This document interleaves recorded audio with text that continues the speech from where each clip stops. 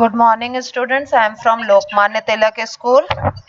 Today we are going to read Unit 2, Materials, Safety and First Aid. Safety मतलब अपनी care करना, अपने आप को सेफ रखना ताकि हम लोग एक्सीडेंट्स से अवॉइड कर सके एक्सीडेंट्स को.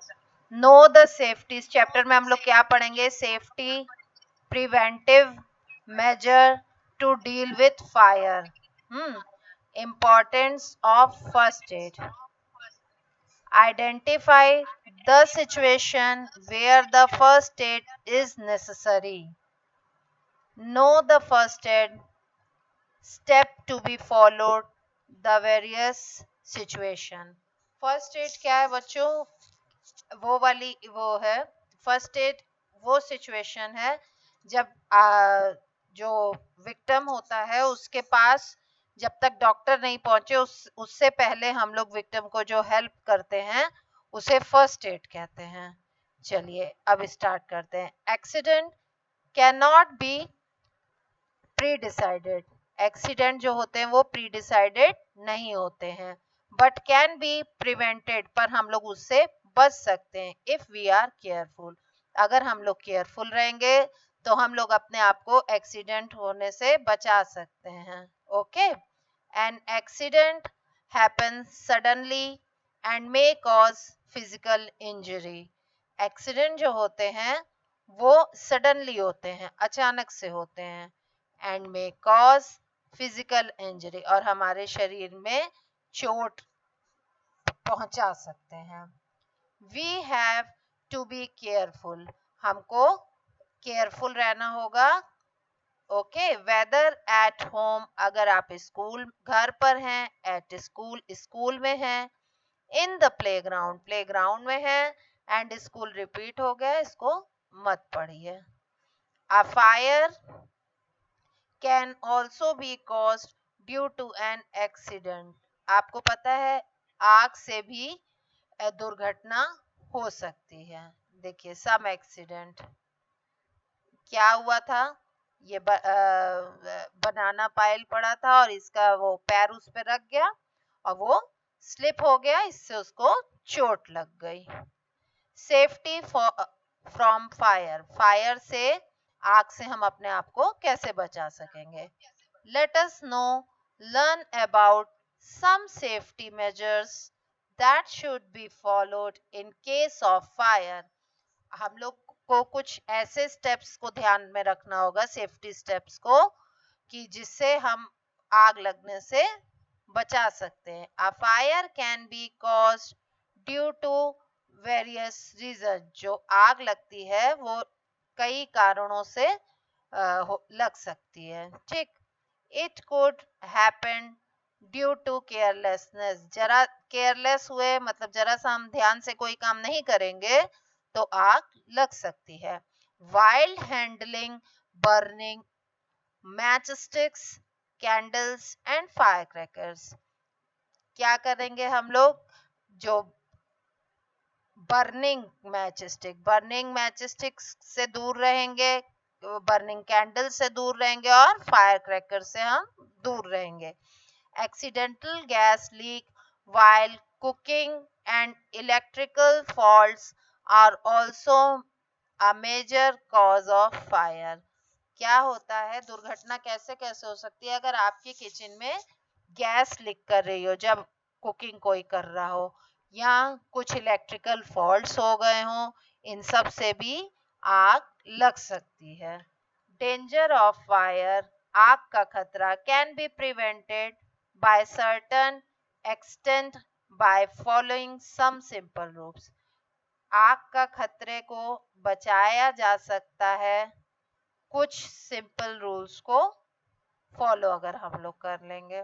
ठीक है. अगर हम लोग कुछ ये सिंपल रूल्स हैं, इनको अगर हम लोग फॉलो करते हैं, then danger of fire can be prevented.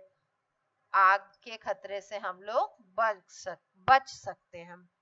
Electrical appliances and wiring should be checked regularly for faults. ठीक है.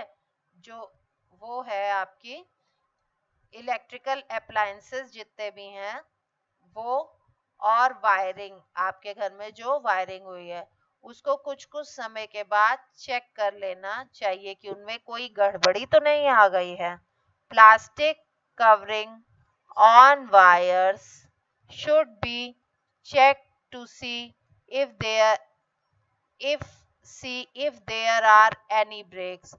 जो वायर्स होती है उसके ऊपर प्लास्टिक कवरिंग होती है, लेकिन हमें कुछ कुछ टाइम बाद उसे चेक करना चाहिए कि उसमें ब्रेक तो नहीं आ गया, बीच बीच से टूट तो नहीं गई है.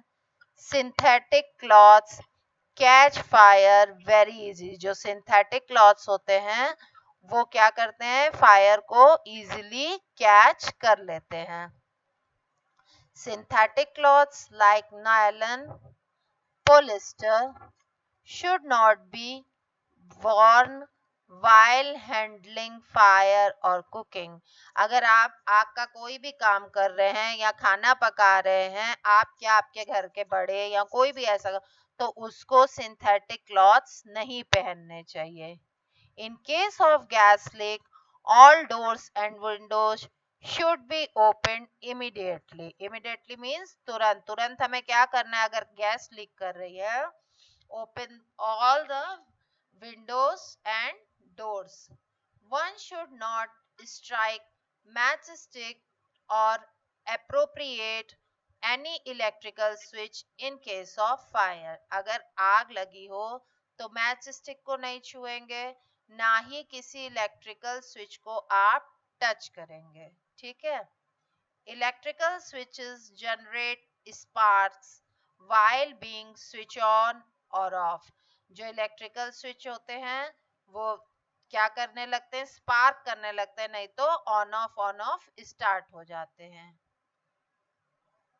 फॉल्टी पाइप्स गैस पाइप्स में फॉल्ट आ चुका, faulty gas pipes should be replaced immediately. अगर घर की गैस पाइप वो फॉल्ट है, उसमें कुछ क्रैक्स आ गए हैं या लीक करती है, तो उसे इमीडिएटली रिप्लेस करवाना चाहिए.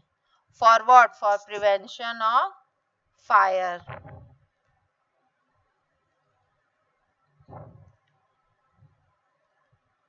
One must be careful while handling fire. हमें जब हम लोग आग का कोई काम करते हैं तो बहुत ही ध्यान रखना है. The following method can be used to put out the fire. नीचे कुछ ऐसे दिए हुए हैं तरीके जिससे हम लोग फायर को पुट ऑफ कर सकते हैं, मतलब बढ़ने से, आग फैलने से, बढ़ने से रोक सकते हैं. Fire extinguishers can be used to put minor fires. Water is used to put out fire. Wood, paper and cotton textile.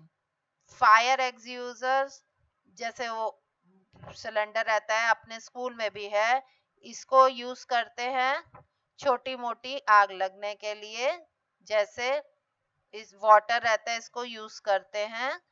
Would लकड़ी, पेपर और कॉटन टेक्सटाइल की फायर को यूज करने के लिए. Powder fire extinguishers are used to put off electrical fires. जो powder form में होती है, सूखी होती है फायर एक्सटिंग्विशर्स, उसको आप किस लिए यूज करते हैं, उसको हम लोग यूज करते हैं इलेक्ट्रिकल फायर के लिए, अगर आग लगी हो तारों में, electrical. Sand is also use to put out the electrical fire. Sand जो है, रेत है जो, वो भी इलेक्ट्रिकल फायर को रोकती है. From fire extinguishers are used to put out petrol, diesel and kerosene oil. Okay. Fire extinguishers releasing carbon dioxide are also used for electrical and petrol fires. बिजली और पेट्रोल से लगी हुई आग को भी फायर एक्सटिंग्विशर से ठीक किया जा सकता है. In case of major fire, the nearest fire station should be informed. अगर आग लग गई है और बहुत ज़्यादा, मेजर मीन्स बहुत ज़्यादा लग गई है, then you should inform to your parent and they call on fire station, और वो फायर स्टेशन पे कॉल करेंगे. In case of clothing catch fire, अगर कपड़े में आग लग गई है, he or she should be made to roll, उसको रोल करना चाहिए on the floor पे. To extinguish fire, आग को बुझाने के लिए उसे जमीन पे लेटा देना चाहिए. A woolen blanket सब जानते हैं, should be wrapped around the person's body to cut off the air from coming in contact with the flame. अगर फ्लेम के साथ हवा आएगी तो आग और तेजी से जलेगी, और क्या होगा कि वो दुर्घटना बढ़ सकती है. Immediate first aid should be given, और उसको फर्स्ट एड तुरंत देनी चाहिए. फर्स्ट एड क्या है पढ़ लेते हैं. First aid is given to a person to relieve the pain and start the process of healing till the doctor comes. अगर किसी को कोई चोट लग गई है या कोई उसके साथ दुर्घटना हो गई तो फर्स्ट एड क्या है, डॉक्टर के आने से पहले उसको दिए जाने वाला ट्रीटमेंट ही जो डॉक्टर के आने से पहले है वही फर्स्ट एड है. First aid prevent condition of the injured person from getting worse, उसकी कंडीशन इससे पहले कि और खराब हो जाए तो उसको हम लोग घर में जो ट्रीटमेंट देते हैं उसे फर्स्ट एड कहते हैं. अब first aid for cuts and wounds, first aid for sprains, first aid for nose bleeding, इन सबको मैं नेक्स्ट चैप्टर में पढ़ाऊंगी. अभी आपको ये नहीं, जिस बच्चे को चाहिए वो यूट्यूब में इसको देख सकता है. इसके बाद मैं नेक्स्ट चैप्टर इसी चैप्टर को कंटिन्यू करूंगी. अभी मैं यहाँ पे स्टॉप करती हूँ.